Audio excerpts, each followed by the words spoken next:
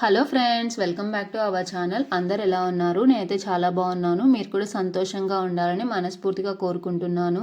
Thumbnail చూస్తేనే మీకు అర్థమైపోయి ఉంటుంది కదా. సో అన్ని విషయాలు డీటెయిల్గా మాట్లాడుకుందాం. అసలు ఇక్కడ ఎవరెవరు కార్ కొనొచ్చు, కార్ కొనాలంటే ఏమేమి డాక్యుమెంట్స్ కావాలి, అసలు ఏం ఆప్షన్స్ ఉంటాయి, ప్రతిదీ క్లియర్గా అయితే మాట్లాడుకుందాం.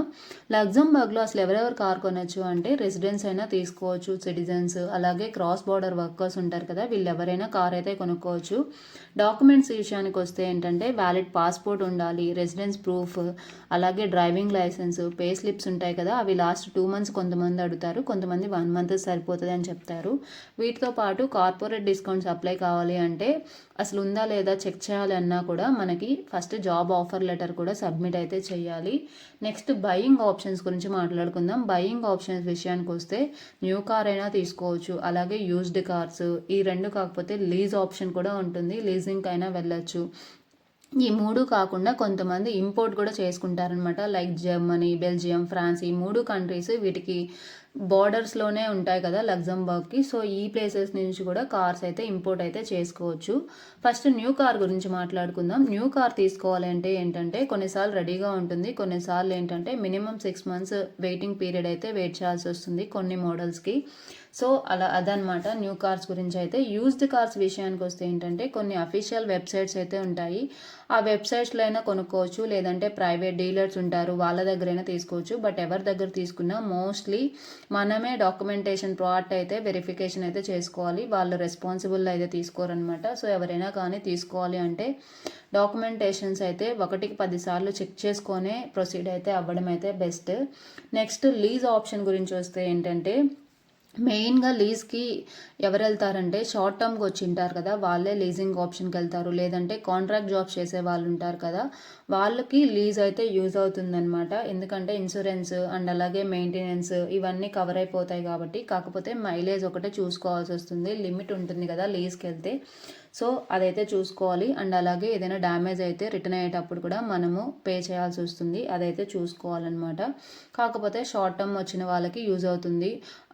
కారు మళ్ళీ కొనుక్కొని అది అమ్మేటప్పుడు రేట్ పడిపోయిందా లేదా ఇదంతా చెక్ చేసుకునే అవసరం లేకుండా షార్ట్ టర్మ్ వాళ్ళకైతే కొంచెం బెటర్ అని నాకు అనిపిస్తుంది అనమాట లీజింగ్ ఆప్షన్ లాంగ్ టర్మ్ వాళ్ళకంటే. నెక్స్ట్ ఇక్కడ ఏంటంటే ఇంపోర్ట్ గురించి మాట్లాడుకుందాం. ఇంపోర్ట్ చేసుకుంటారు కార్స్ ఇక్కడ అని చెప్పాను కదా, దానికి వచ్చేసి కొన్ని డాక్యుమెంట్స్ అయితే కావాలి. ఆ డాక్యుమెంట్స్ ఏంటంటే మోస్ట్లీ డీలర్సే మనకి డాక్యుమెంటేషన్ పార్ట్ అంతా హెల్ప్ చేస్తారు కొంచెం డబ్బులు తీసుకొని. సో అదైతే ఏం వరీ అవ్వక్కర్లేదనమాట, ఈజీయే ఇంపోర్ట్ చేసుకోవడం కూడా. Like proof of purchase, registration, appointment, ఇలా కొన్ని డాక్యుమెంట్స్ అయితే ఉంటాయి. ఆ డాక్యుమెంట్స్ పార్ట్ అంతా వాళ్ళే డీలర్సే హెల్ప్ అయితే చేసేస్తారనమాట, అదేం ప్రాబ్లం ఉండదు. నెక్స్ట్ ఇన్సూరెన్స్ గురించి మాట్లాడుకుందాం. ఇన్సూరెన్స్ ఏంటి అంటే ఇక్కడ ఖచ్చితంగా మ్యాండటరీగా ఇన్సూరెన్స్ అయితే కావాలి. ఇన్సూరెన్స్ ఉంటేనే మనం కార్ కొన్నప్పుడు మనకి రిజిస్ట్రేషన్ అయితే చేస్తారు. ఇన్సూరెన్స్ కూడా లగ్జంబర్గ్లో చాలా కాస్ట్లీ, మినిమం అరౌండ్ 130 euros నుంచి 250 euros వరకు ఉంటుందన్నమాట. ఇంకా కొంచెం ఎక్కువ ఉండొచ్చు, కొంచెం తక్కువ కూడా ఉండొచ్చు, ఒక 10 euros అటు ఇటుగా, డిపెండ్స్ ఆన్ కవరేజ్ అనమాట. మెయిన్గా చెప్పాలంటే మనం తీసుకునే కవరేజ్ బట్టి. బట్ ఇన్సూరెన్స్ వేరే కంట్రీస్తో పోల్చుకుంటే ఇక్కడైతే కొంచెం కాస్ట్లీయే. నెక్స్ట్ మనం కన్సిడర్ చేసుకోవాల్సింది వచ్చేసి పార్కింగ్ ఛార్జెస్. పార్కింగ్ కూడా ఏంటంటే ఇక్కడ అన్ని హౌసెస్కి పార్కింగ్ ఉండదు. సో మనం ఉండే హౌస్లో పార్కింగ్ ఉందా లేదా, ఒకవేళ లేకపోతే ప్రైవేట్ పార్కింగ్ ఎంత అవుతుంది అది కూడా చూసుకోవాల్సి వస్తుంది కార్ తీసుకోవాలంటే. లాస్ట్ ఆప్షన్ వచ్చేసి డబ్బులు ఎలా కడతాం. ఇక్కడ అందరూ కొనేవాళ్ళు డబ్బులు ఉండే కార్ కొంటున్నారా అంటే లేదండి, ఇక్కడ మనం 0% డౌన్ పేమెంట్ కట్టి కూడా కార్ అయితే తీసుకోవచ్చు. 0% డౌన్ పేమెంటే కాదు, విత్ రిజిస్ట్రేషన్తో సహా మనం ₹1 కట్టకుండా కూడా కార్ అయితే మనకైతే ఇచ్చేస్తారు.